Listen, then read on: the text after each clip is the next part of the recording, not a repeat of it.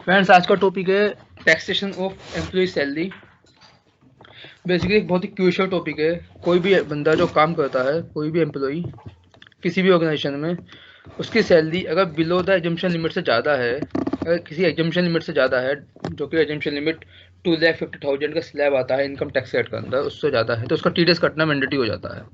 It is the responsibility of the every employer to deduct the TDS on employ salary if employee gets more than 2,50,000 per year. Finance act 2020 में एक drastical change आया था जिसमें दो slab दे दिए गए थे अलग अलग, बेसिकली दो रिजीम दे दिए गए थे अलग अलग, ओल्ड एंड न्यू। जो ओल्ड ऑप्ट करना चाहता हो वो ओल्ड ऑप्ट करे, जो न्यू वो न्यू चाहता है न्यू कर सकता है। दोनों में बेसिकली डिफरेंस ये है कि ओल्ड में आपको सारी डिडक्शंस एग्जम्पशंस अलाउड होती हैं और न्यू के अंदर कोई भी डिडक्शन एग्जम्पशन अलाउड नहीं होती है, पूरी सैलरी टैक्सेबल होती है। दोनों के अपने अपने स्लैब रेट्स हैं, दोनों अपने अपने अकॉर्डिंग टैक्सेबल होंगी। जो भी स्लैब, जो भी रिजीम जिसके लिए बेनिफिट है वो उसमें जा सकता है इजिली और उसके अनुसार अपना टैक्स कटवा सकता है। तो आज हम एम्प्लॉय की सैलरी के टैक्सेशन के बारे में बात करेंगे। सबसे पहले कंटेंट्स की सैलरी, किसी की अगर इनकम सिर्फ सैलरी से होती है तो वो कैसे कैसे टैक्सेबल हो सकती है, कौन सा सेक्शन उसको गवर्न करता है इनकम टैक्स एक्ट में जिसके माध्यम से सैलरी पर टैक्स लगता है, कौन कौन से अलाउंसेस हैं जो टैक्सेबल हैं एम्प्लॉय के लिए, जो एग्जेम्प्ट हैं एम्प्लॉय के लिए, जिसमें बेनिफिट वो ले सकता है, उसको ये मद्देनजर रखना पड़ेगा। इसके अलावा कौन कौन सी डिडक्शंस हैं। डिडक्शंस हमेशा चैप्टर 6A में होती हैं। अलाउंसेस आपके जैसे कि medical allowance, house rent allowance, ये होते हैं। डिडक्शंस होती हैं इंश्योरेंस पॉलिसीज, एफडीज, ये आगे डिटेल में बताऊंगा इनके बारे में। उसके बाद सैलरी कंप्यूट होने के बाद, सारे अलाउंसेस को चार्ज करने के बाद उस पर टीडीएस कैलकुलेट होगा एम्प्लॉय सैलरी पे, और टीडीएस का सेक्शन 192 कवर करता है। सैलरी पर जो टीडीएस कटता है वो एवरेज वेट से कटता है और 192 में। उसके बाद वो किस वेट से कटेगा, आपको ओल्ड विजिम में जाना है। मैंने पहले ही बता दिया, दो विजिम आ चुके हैं फिनेंस एक्ट 2020 से, एक ओल्ड एंड एक न्यू। तो आपको ओल्ड में बेनिफिट है तो ओल्ड में कैलकुलेट करके देखिए, न्यू में है तो न्यू में कैलकुलेट करके देखिए। जिसमें बेनिफिट आता है आप उसको ऑप्ट कीजिए और उसके अनुसार अपना टीडीएस कटवाइए। सबसे पहले जैसे मैंने बात की थी कि सैलरी कैसे टैक्सेबल होती है, तो सैलरी में कौन कौन से कंपोनेंट्स हैं जो हम लेते हैं। तो सबसे पहले आपको कोई भी ऑर्गेनाइजेशन होगी, आपको सैलरी स्लिप मिलती होगी, तो उसमें बेसिक सैलरी का पार्ट होता होगा। उसके बाद अलग अलग अलाउंसेस होते हैं, अलग अलग पैकेजेस होते हैं, salary, HRA, car allowance, medical allowance, car packages, और अन्य भी कोई भी मिलता होगा, पीएफ, ईएसआई जो मिलते हैं आपको वो। और उसमें से अगर किसी किसी कंपनी में हर स्टेट्स के अंदर अलग अलग नॉर्म्स होते हैं प्रोफेशनल टैक्स के, वो प्रोफेशनल टैक्स या एंटरटेनमेंट अलाउंस लेस होने के बाद इनकम फ्रॉम सैलरी आ जाती है। यानी कि आपकी बेसिक अलाउंसेस, पैकेजेस, पीएफ की अमाउंट को ऐड करना और देन उसके बाद प्रोफेशनल टैक्स को लेस करने के बाद जो अमाउंट आती है वो आपकी सैलरी से इनकम हो जाती है किसी भी बंदे के लिए। ये कैलकुलेट करने के बाद सबसे पहली बात आती है कि ये जो सैलरी है हमने सैलरी कैलकुलेट तो कर ली है, अब इनकम टैक्स का कौन सा सेक्शन होगा जो इस पर टैक्स लगाएगा। तो सेक्शन 15 से लेकर सेक्शन 17 बेसिकली चार्जिंग सेक्शन हैं। सेक्शन 15 से लेकर सेक्शन 17 इनकम टैक्स एक्ट 1961 में सैलरी चार्जेबल होती है। कौन कौन सी सैलरी चार्जेबल होती है, सैलरी का मीनिंग क्या है, सैलरी में क्या आता है। तो कोई भी सैलरी जो एम्प्लॉय को पे कर रहा है या उसके प्रीवियस एम्प्लॉय ने उस साल में अपने एम्प्लॉय को पे की है, वो चाहे पेड हुई है ना हुई है एक्चुअली में, लेकिन अगर पेबल भी है तो वो सैलरी का पार्ट बन जाएगी। कोई भी अलाउंसेस सेम पेबल हैं, पेड हैं, वो सैलरी का पार्ट बन जाएंगे। कोई भी एरियर ऑफ सैलरी जो पहले पिछले साल रह गया था लेकिन इस साल मिला है तो वो भी उसी सैलरी का पार्ट बन जाएगा अगर वो पिछले सालों में टैक्सेबल नहीं हुआ है तो। ठीक है, तो सैलरी हमेशा चार्जेबल होती है ड्यू बेसिस पे, अब मतलब यार ड्यू बेसिस पे, रिसीट बेसिस पे। लेकिन आपको अगर पहले आपको मिल गई है तो जब टैक्सेबल हो जाएगी, आपको नहीं मिली है पहले टैक्सेबल, सिर्फ ड्यू हुई है तो भी टैक्सेबल हो जाएगी। तो मैं एक बार फिर रिपीट कर देता हूँ, सेक्शन 15 टू सेक्शन 17 सैलरी पे टैक्स को चार्ज करते हैं। सैलरी चार्जेबल होती है section 15 to 17 under income tax act 1961। कोई भी सैलरी, कोई भी अलाउंसेस, कोई भी एरियर्स जो पिछले सालों में भी टैक्सेबल नहीं हुआ है, इस साल वो टैक्सेबल होगा। ड्यू बेसिस और रिसीट बेसिस पे ही सैलरी, जो भी दोनों में से पहले हो सकता है। ड्यू बेसिस यानी कि आपको मंथ की सैलरी ड्यू हो गई है लेकिन मिली नहीं है। रिसीट बेसिस यानी कि ड्यू नहीं हुई है लेकिन मिल गई है। जो भी काम पहला होगा उसकी बेस पे सैलरी वो उस साल टैक्सेबल है, उस मंथ टैक्सेबल हो जाएगी। मैंने फिर बात की अलाउंसेस की, सैलरी में कौन कौन से अलाउंसेस आ सकते हैं। अलाउंसेस तो बहुत ज़्यादा हैं और बहुत सारे हैं, लेकिन जो मेजरली हर जगह फॉलो होते हैं या जो हर जगह नॉर्मली यही होते हैं, तो मैं मोटे मोटे वो बता देता हूँ आपको। सबसे मोटा अलाउंसेस है क्या बेसिकली, ये एक ऐसी अमाउंट है जो अपने एम्प्लॉय को देता है कुछ पर्टिकुलर एक्सपेंसेस को मीट करने के लिए। कोई कहीं से कहीं जाता है, कोई ऑफिस से घर जाता है, कोई ऑफिस से क्लाइंट विलेज जाता है, कहीं भी जाता है, वो उन सभी एक्सपेंसेस को मीट करने के लिए अलग अलग कंपनी में अलग अलग तरीके के हर चीज़ पे अलाउंसेस बनाए जाते हैं। तो एक मॉनेटरी वैल्यू होती है जो एक एम्प्लॉयर अपने एम्प्लॉय को देता है तो पर्टिकुलर एक्सपेंसेस को मीट आउट करने के लिए during the performance of his duties. Section 10 subsection 17 इसको गवर्न करता है अलाउंसेस को। उसमें सबसे पहले आता है house rent allowance. Basically house rent allowance के अंदर आपको पता ही है कैसे टैक्सेबल होगा ये। तो बेसिकली हाउस रेंट अलाउंस क्या है, आप रेंट पे रहते हो तो एम्प्लॉयर आपको हाउस रेंट अलाउंस देता है, ठीक है, आप अपने रेंट पे करते हो। ध्यान रहे हाउस रेंट अलाउंस की छूट वो बंदा नहीं ले सकता जिसका अपना घर हो। हाँ, अगर उसका अपना घर भी है, रेंट का घर भी है, तो वो साथ साथ होम लोन पे इंटरेस्ट की, हाउस रेंट अलाउंस दोनों की छूट ले सकता है। ये बहुत ही डिटेल में पहुंच जाएंगे हम, अभी हाउस रेंट अलाउंस की बात करते हैं। हाउस रेंट अलाउंस कैसे कैलकुलेट होता है, एक्चुअल HR रिसीव्ड, एक्चुअल जितना भी एम्प्लॉयर से एम्प्लॉय को जितना भी HR मिला, पहली लाइन वो पहली अमाउंट वो आ जाएगी। दूसरी rent paid over 10% of the salary, basic salary. इसका मतलब क्या होता है, यानी कि अगर आपकी सैलरी 50,000 रुपये है, बेसिक उसमें 20,000 पर मंथ है, तो 20 इंटू 12 यानी कि 2,40,000 पर मंथ हो गई। 2,40,000 पर मंथ के बाद आप मान लो रेंट पे करते हो आप पर मंथ का 15,000 रुपये, तो पूरी साल का 1,80,000 हो गया, ठीक है। अब बेसिक सैलरी का 10% 2,40 का 24,000 हो गया, तो 1,80 माइनस 24,000 वो सेकंड पॉइंट हो जाएगा। मैं फिर बता देता हूँ second point, 10% of the basic salary when paid in excess of 10% of the basic salary. तो बेसिक सैलरी पूरी साल की मान लो 2 लाख रुपए है, उसका 10% 20,000 बैठ गया। और मान लो रेंट पेड किया है आपने पूरी साल में 2 लाख रुपए, तो 2 लाख माइनस 20,000 यानी कि 1,80 सेकंड अमाउंट हो गई। पहली अमाउंट मान लो HR मिली 2 लाख, दूसरी अमाउंट हुई 1,80 और तीसरी 50% लेंगे बेसिक सैलरी का, यानी कि 2 लाख बेसिक सैलरी है तो उसको 1 लाख। यदि DMKC में रहते हो, दिल्ली मुंबई कोलकाता चेन्नई के आप बंदे हो, मेट्रो सिटी के बंदे हो, तो बेसिक सैलरी का 50%, अदरवाइज 40% लेंगे। तो मान लो मैं दिल्ली का बंदा हूँ, मुझे HR मिला 2 लाख, तो पहली अमाउंट में आ गया 2 लाख, मैंने रेंट पेड किया 2 लाख का, अब बेसिक सैलरी का 10% लेस कर देंगे उसमें, तो दूसरी अमाउंट आ गई 1,80 और तीसरी आ गई 25% ऑफ 2 लाख यानी कि 1 लाख। जो भी तीनों में सबसे कम होगा, यानी कि कौन सा कम है 1 लाख, वो छूट मिल जाएगी उसकी, यानी कि 2 लाख का HR मिला माइनस 1 लाख, तो हमारा 1 लाख ही टैक्सेबल होगा। I hope you got this. और अगर आपका रेंट पूरी साल में 1 लाख से ज्यादा का पे किया है तो आपको लैंडलॉर्ड का पैन भी देना होगा एम्प्लॉयर को। अगला अनाउंस आता है FTA। FTA बेसिकली क्या है, कोई भी एम्प्लॉय घूमने जाता है, लीव टेलिंग पे जाता है, तो उसको FTA मिलता है। आप FTA 2 बार क्लेम कर सकते हो एक ही जर्नी पे एक साल में, ठीक है। और अभी जो FTA का कैलेंडर चल रहा है वो 2028-2021 तक है, अभी 2021 तक FTA क्लेम करेंगे, उसके बाद कोई नया प्रोविजन आता है तो बताएंगे, ठीक है। और अगर कोई FTA कंपनी में मिलता है और वो उसे क्लेम नहीं कर पाया है तो नेक्स्ट ईयर में कैरी फॉरवर्ड हो सकता है। FTA is not so important, लेकिन हाँ FTA की छूट ऐसी मिलती है, आप लीव टेबल अलाउंस बोलते हैं इसको, हम घूमने जाते हैं तो ये 4 साल में इसकी हम छूट दे सकते हैं। You can claim FTA twice, तुम एक साल में 2 बार भी कर सकते हो एक ही जर्नी पे, लेकिन हो गए 4 साल तक क्लेम, बस एक ही FTA 4 साल तक क्लेम कर सकते हो।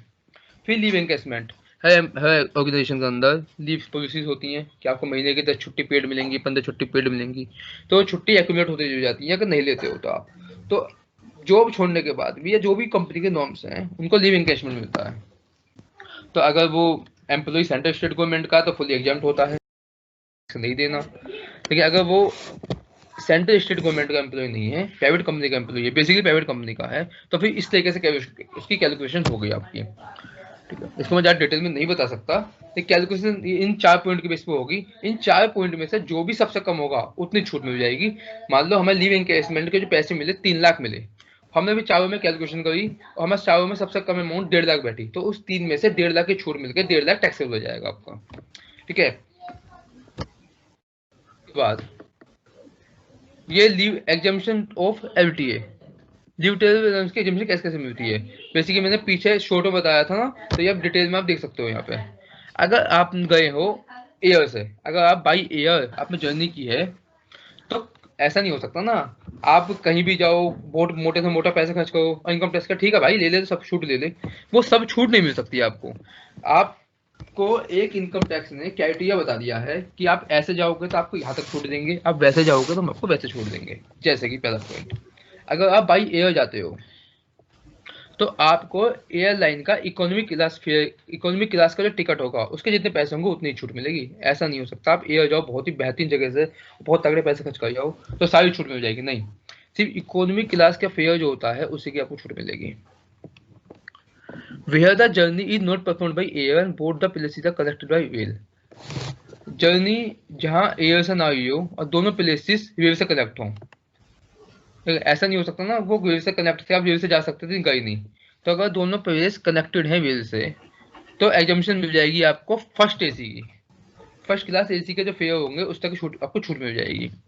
अब जर्नी ना तो वेव से हुई ना एयर से हुई, और ना ही वो दोनों प्लेसेस कनेक्टेड हैं आपके रेलवे से, ना कि ना तो आप ट्रेन से जा सकते थे ना आप प्लेन से जा सकते थे, तो आप कैसे तक गए होगे, आप गए होगे ट्रांसपोर्ट से। अगर ट्रांसपोर्ट है तो आपको छूट मिल जाएगी ट्रांसपोर्ट में, फर्स्ट क्लास और डिलक्स क्लास के टिकट की बराबर की छूट मिल जाएगी आपको। यदि ट्रांसपोर्ट है ही नहीं, अब दिक्कत है जब कुछ भी नहीं है तो कैसे गए, अब जैसे भी गए इनकम टैक्स कोई मतलब नहीं, तो छूट कैसे मिल जाएगी उसकी, amount equivalent to the air condition first class will fare for the distance of journey by the shortest route. अगर फिर उसमें ऐसा कैलकुलेट करेगी आपकी गवर्नमेंट कि यदि आप कहते हो ट्रेन से कनेक्टेड नहीं है, वेव से कनेक्टेड नहीं है, ट्रांसपोर्ट भी नहीं है, तो भाई तो कैसे से गए होगा मत बता। तो अगर ट्रेन से जाते, उसका शॉर्टर डिस्टेंस जो भी ट्रेन का होता, अगर ट्रेन कहीं ना कहीं से कनेक्टेड तो होती, तो गवर्नमेंट वहां का माप देखती कितना फेयर है, आपको उतने पैसे छूट दे देती। 3 तरीके जानने के, air, second train, third transport, तीनों का आपको बता दिया है। अगर एयर से जाओगे तो इकोनॉमिक क्लास का फेयर, ट्रेन से जाओगे तो फर्स्ट एसी फेयर, ट्रांसपोर्ट से जाओगे तो फर्स्ट क्लास डिलक्स फेयर, और अगर ट्रांसपोर्ट कुछ भी नहीं बता पा रहे हो, कुछ भी नहीं निकल पा रहा है, तो फिर उसका जो शॉर्टेस्ट डिस्टेंस होगा ट्रेन से कनेक्टेड का, उसका आपको फेयर मिल जाएगा। नेक्स्ट चलते हैं, ये मोटे मोटे अलाउंसेस थे आपके।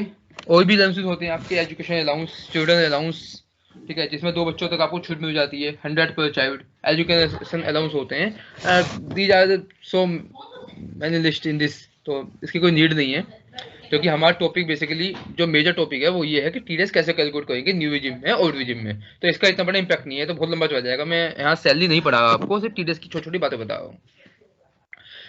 हाँ, किसी की सैलरी कंप्यूट करते वक्त थोड़ी सी बातें और ध्यान रखनी पड़ेंगी, वो चैप्टर 6A की डायरेक्शंस हैं। चैप्टर 6 से बेसिकली 80C, सेक्शन 80C से 80U तक की जो भी डायरेक्शंस आती हैं उसकी बात करता है। कौन कौन सी मेजर्स हैं ये भी बता देता हूँ आपको। आपने LIC ली है अपनी, अपने बच्चों की, अपनी पत्नी की, अपनी वाइफ की, आपको उसकी छूट मिल जाएगी 1.5 लाख रुपए तक की। आपने नेशनल सेविंग सर्टिफिकेट्स लिए हुए हैं, उसकी छूट मिल जाएगी। आपने PF पैसा दिया हुआ है एम्प्लॉय ने, उसकी छूट मिल जाएगी। 2 बच्चों की ट्यूशन फीस की छूट मिल जाएगी। तो बेसिकली ये छूट है। होम लोन का अगर प्रिंसिपल की पेमेंट की है आपने, उसकी छूट मिल जाएगी, लेकिन मैक्सिमम लिमिट जो है छूट की वो 1.5 लाख रुपए ही है। टोटल 1.5 लाख की आप क्लेम कर सकते हो। फिक्स डिपॉजिट कराया हुआ है, सुकन्या समृद्धि योजना ली हुई है, कोई स्टैम्प ड्यूटी पे हुई है, कोई फिक्स डिपॉजिट ली हुई है, तो आपको सबकी उसकी छूट मिल जाएगी। लेकिन मैक्सिमम डिडक्शंस जो मिलेंगी चैप्टर 6 में वो 1,50,000 ही मिलेगी आपको। इसके अलावा कोई नेशनल पेंशन सेविंग्स में आपने अलग से पैसे दिए हुए हैं तो उसकी छूट भी आपको मिल जाएगी, वो 50,000 आपको एडिशनल डिडक्शन मिल जाएगी। 1.5 लाख से ऊपर कोई भी इंडिविजुअल अगर सेल्फ कॉन्ट्रीब्यूशन कराता है नेशनल पेंशन स्कीम में, तो उसकी छूट फिर 1.5 लाख के अलावा 50,000 और मिल जाती है उसको। एक और मेजर सेक्शन 80D, जिसमें मेडिकल इंश्योरेंस पॉलिसी कराते हैं, उसकी भी छूट मिल जाती है आपको। 80D मैंने बेजली नहीं लिखा इसका अंदर, लेकिन 80D बता देता हूँ मैं, पीछे है। तो 80D में भी क्या है, बेसिकली आपको 25,000 खुद की, यानी खुद की मतलब अपनी, बच्चों और पत्नी तीनों की काउंट होगा 25,000, और पेरेंट्स की भी पे करते हो आप तो उनकी भी 25,000, ये छूट मिल जाती है। अगर पेरेंट्स की एज 60 साल से ज्यादा है तो 25 + 50 की छूट मिल जाती है। तो बेसिकली आप इसमें छूट ले सकते हो। अगर आप खुद भी 50 से 60 से ऊपर के हो, आपके माता पिता भी 60 से ऊपर हैं, आप उन दोनों का ही सब कुछ पे कर रहे हो, तो आपको 1 लाख तक 80D छूट मिल जाएगी। यानी कि अगर आप खुद अपने बच्चों अपनी पत्नी का प्रीमियम पे करते हो तो आपको 25,000 तक छूट मिलेगी, टोटल 25,000, अलग अलग नहीं है ये, टोटल 25,000। अगर पेरेंट्स का भी पे कर रहे हो तो उनका भी 25 एडिशनल, यानी टोटल 50 हो जाएगा। यदि आपके पेरेंट्स 60 से ऊपर का आते हैं तो टोटल 75 हो जाएगा। अगर आप दोनों ही 60 से ऊपर आते हो टोटल 1 लाख हो जाएगा। इसके अलावा कभी कभी क्या होता है, बहुत भारी बीमारी हो जाती है, आपकी बॉडी में सेवर डिसेबिलिटी हो जाती हैं, तो उसकी भी छूट मिल जाती है अलग अलग सेक्शन में अलग अलग। कोई 40,000 रुपये है, कोई 1 लाख रुपये है, कहीं 75,000 रुपये है, कहीं 1,25 है। बेसिकली अगर आप बहुत ज़्यादा जले हुए हो, यानी कि आप मतलब आपको पूरी बॉडी जल गई, बहुत हाई बीमारी है और काम नहीं करती, तो आपको 1 लाख आपको खर्चा हुआ है मेडिकल का, तो आपको 1,25,000 तक छूट मिल जाएगी उसकी। सेवर डिसेबलमेंट का मतलब ये होता है मेजरली आपकी 80% बॉडी खराब हो चुकी है, उस पर आपको खर्चा हुआ है। अगर आपकी बॉडी 60% के आसपास खराब हुई है तो 75,000 तक छूट मिल जाएगी। डिसीज कौन कौन से कवर होंगी ये लिस्ट है इनकम टैक्स में, आप पढ़ सकते हैं उसे। और इसके अलावा कोई भी खर्चा, किसी कैंसर पे खर्चा होता है, किसी भी चीज पे खर्चा होता है, तो वो आपको उसको एक्चुअल एक्सपेंसेस या 40,000 रुपये तक की छूट आपको मिल जाएगी उसमें। अगर आपके एक्चुअल एक्सपेंसिस 50,000 है तो आपको 40,000 तक मिलेगी। अगर आपके एक्चुअल एक्सपेंसिस 30,000 तक है तो आपको 30,000 ही मिलेगी। और उस केस में 60 साल से ज्यादा के बंदों को 1 लाख की छूट मिल जाएगी। अब बात करते हैं, अगर हमने अपने बच्चों की पढ़ाई के लिए लोन लिया हुआ है, उस पर इंटरेस्ट पे किया है, तो बच्चों की पढ़ाई के लिए जो लोन लिया हुआ है इसे कहते हैं एजुकेशन लोन। ऐसा नहीं बच्चों की पढ़ाई के लिए पर्सनल लोन ले लिया, नहीं, एजुकेशन लोन अलग से होता है। यदि हमने किसी बच्चों की एजुकेशन के ऊपर कोई लोन लिया है, उस पर हम इंटरेस्ट पे करते हैं, तो उस पर हमें जितना भी इंटरेस्ट पे किया सारी छूट मिल सकती है, ठीक है, और वो 8 सालों तक कैरी फॉरवर्ड भी हो सकती है। इसके अलावा हमने फर्स्ट टाइम कोई रेजिडेंशियल हाउस प्रॉपर्टी खरीदी है और वो हाउस प्रॉपर्टी 45 लाख रुपए तक की है, तो उसकी भी छूट अलग से 1.5 लाख की हमें मिल सकती है उसके इंटरेस्ट की।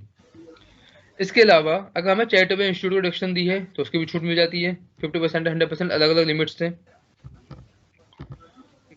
और यदि हमने होम लोन पे इंटरेस्ट लिया है, मान लो 45 लाख रुपए का मकान है और फर्स्ट मकान भी नहीं है, कोई दूसरा मकान है, तो 2 लाख तक का इंटरेस्ट उसमें छूट मिल जाएगी। दो चीजें हैं, एक सेक्शन 824 है होम लोन पे इंटरेस्ट, इसकी 2 लाख की छूट मिलती है। एक 80 EEA है, अगर आपने पहला मकान खरीदा है रेजिडेंशियल 45 लाख उससे कम का है, तो फिर वो उस पर भी 1.5 लाख की अलग से भी छूट मिल सकती है। अब आती है मेजर टॉपिक की बारी, computation of TDS on salary. Section 192 of the income tax act 1961 which governs the computation of TDS on salary. Salary पर टीडीएस कौन काटता है? बेसिकली कोई भी पर्सन, कोई भी वो व्यक्ति जो रेस्पॉन्सिबल है कोई भी इनकम पे करने के लिए सैलरी सेक्शन के अंदर, वो टीडीएस काटेगा। टीडीएस कटेगा एम्प्लॉय की सैलरी से as the rate of average rate से, उस फाइनेंशियल ईयर में जो भी एवरेज रेट आया होगा टैक्स का। हम बता दूं कैसा आता है, ठीक है। और अगर उस एम्प्लॉय की सैलरी, अगर उस एम्प्लॉय की एनुअल सैलरी कम है बेसिक एजम्पशन लिमिट से, तो कोई टीडीएस नहीं कटेगा। हाँ, पैन नंबर देगा एम्प्लॉय अपने एम्प्लॉय को, नहीं देगा तो उस केस में हायर डिडक्शन 20% की हो जाएगी। यदि एम्प्लॉय एक से ज्यादा लोगों के साथ काम करता है तो वो हर अपने एम्प्लॉय की सैलरी की डिटेल इन फॉर्म 12B में देगा कि मुझे इस एम्प्लॉय से इतनी सैलरी मिली, इस एम्प्लॉय से इतनी सैलरी मिली। कौन कौन सी डिडक्शन एग्जाम्पशन क्लेम होंगी वो आपको बता ही चुका हूं मैं, HRA, convention allowance, other allowance, perquisites और चैप्टर 6 से ये सभी आपको टीडीएस कैलकुलेट करते वक्त सैलरी पे सारी लेस एड लेस एस जो भी है क्राइटेरिया वो करना पड़ेगा, ठीक है। और हाँ, यदि एम्प्लॉय की कोई अदर इनकम भी है, सैलरी के हेड के अलावा कोई अदर इनकम भी है, अदर सोर्स की किसी और चीज की इनकम भी है, तो वो भी वो बताएगा अपने एम्प्लॉय को। अब मैं इसको समझा देता हूँ कैसे कैसे होता है। Tax on salary will be deducted at an average rate. Average rate कैसे करता है? एवरेज रेट का मतलब होता है इनकम टैक्स पेबल, जो भी उस साल को उसका इनकम टैक्स पेबल बना था, डिवाइड करेंगे by the estimated income of the employ for the financial year, तो आपका बजट आ जाएगा। मान लो आपकी पूरी साल में 10 लाख की इनकम पे आपका टैक्स बना 1.25 लाख रुपए, तो 1.25 लाख बटे 10 लाख, जो भी टैक्स रेट बनेगा वो उस इनकम पे उतना % पर मंथ कटेगा।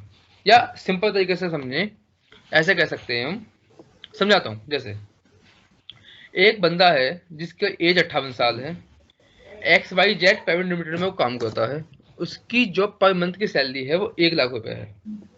अब इस पर टीडीएस बताना कितना बनेगा। तो उसकी टोटल इनकम होगी 22 लाख रुपए। ठीक है, 1 लाख पर मंथ, यानी कि 22 लाख पर साल की हो गई आपकी इसकी। मान लो उसको LIC में चैप्टर 6A की डिडक्शन से 1 लाख मिल रही है, हमने 1 लाख लेस कर दिया, तो उसकी अब टोटल इनकम बची 11 लाख रुपए।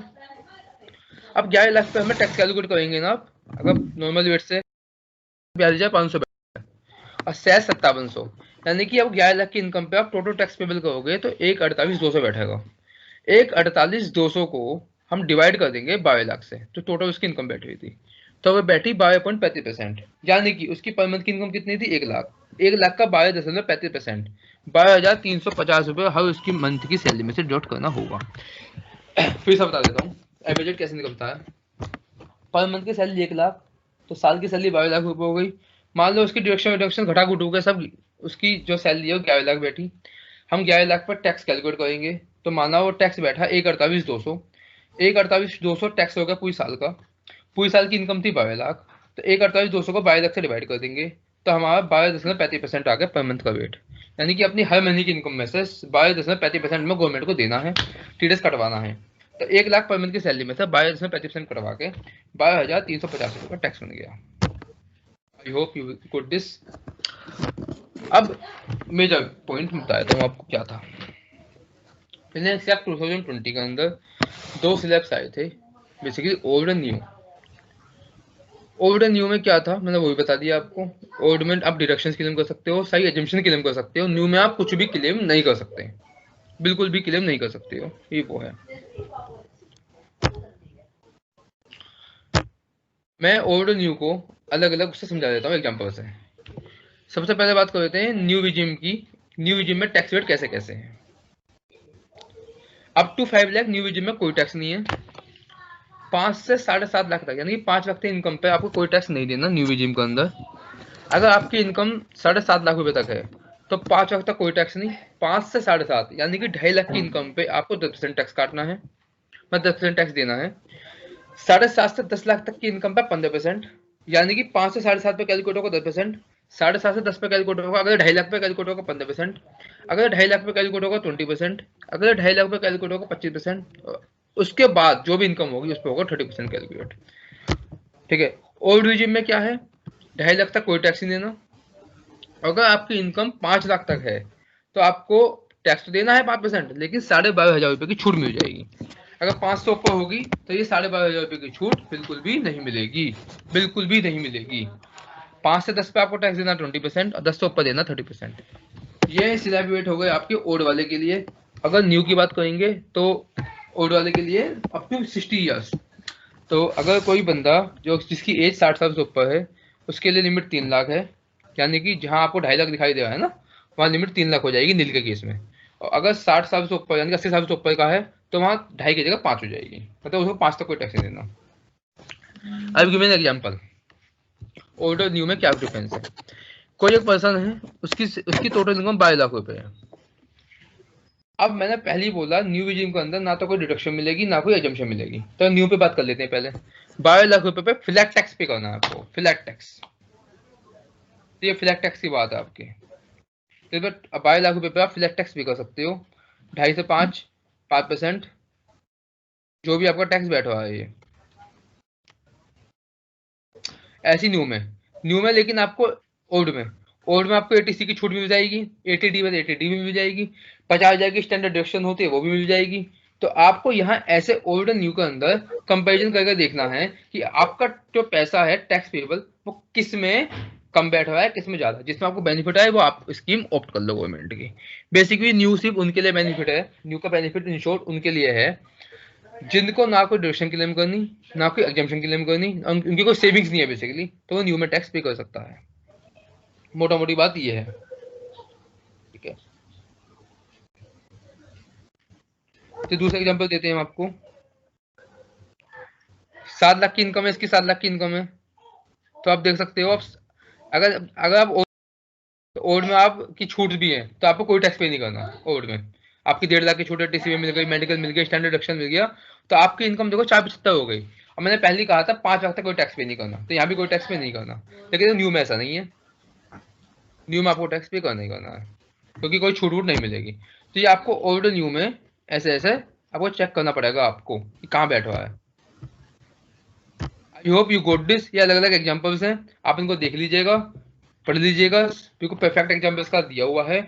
ओल्ड और न्यू में यही डिफरेंस है कि ओल्ड में आप अपनी सेविंग्स, अपने एग्जाम्पशंस, अपने स्टैंडर्ड डिडक्शंस, अपने होम लोन का इंटरेस्ट सब कुछ क्लेम कर सकते हो। न्यू में आपको अपनी फ्लैट इनकम पर पे करना है। तो इन शॉर्ट न्यू में जाने का फायदा सिर्फ उन्हीं बंदों को है जिनकी कोई भी सेविंग्स नहीं है, अदरवाइज आपको हर केस में ओल्ड ही बेनिफिट होगी। कुछ चीज़ समझ ना आए तो आप मुझे पूछ लीजिएगा, हमारी वेबसाइट के थ्रू आप मुझे क्वेश्चन रेज कर सकते हैं, कभी भी पूछ सकते हैं, कॉल कर सकते हैं, मैं आपको इसका आंसर तुरंत कर दूंगा, इसकी आपकी कोई भी क्वेरी होगी। Thank you so much. Thank you Anuj. Welcome.